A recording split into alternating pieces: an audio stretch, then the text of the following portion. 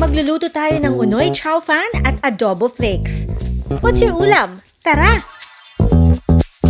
Healthy morning, mga moms and dads. Pasukan na naman po.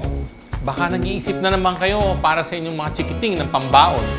Nandito po ang Tapaw para mag-suggest ng mga comfort food na pwede naman po palang mga pambaon using healthy ingredients. Gagamit tayo ng organic chicken mula sa Tapaw Health Food Store to enjoy delicious and healthy-licious food. We can use breast part pero thigh part itong gamit natin. Papakuluan lamang ito, maglagay ng chopped garlic, onions, lemongrass. At lalagyan natin ng cocoa aminos instead of a regular soy sauce, cocoa cider vinegar at cocoa sugar. Pakukuluan natin ito sa loob ng 45 minutes in low heat.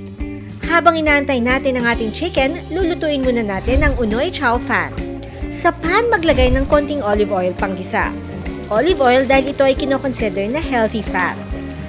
Habang piniprito ang itlog, patuloy itong iscramble sa pan at iset aside.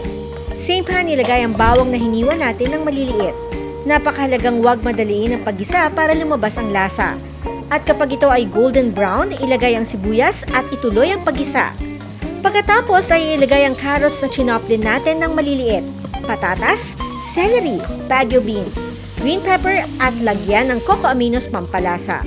Haluin lang muna bago ilagay ang unoy rice. Ang unoy rice ay organic rice na may combination ng 5 uri ng bigas. At ibalik ang itlog. Tuloy-tuloy lang ang paghalo hanggang sa maging ganito.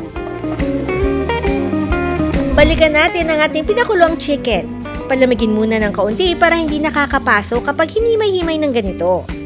Sa pan, maglagay ng maraming olive oil. At kapag mainit na ito, ay i-deep fry lamang ang hinimay na chicken. Kapag ito ay naging crispy, ay ready na ito. Kaya i-assemble na natin.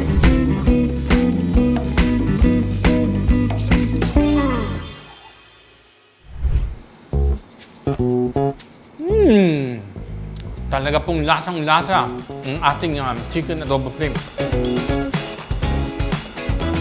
Talaga naman pong matutuwa inyong chikiting. Talagang napakasarap po, kaya subukan na nyo itong gawin pambaon ng inyong mga chikiting.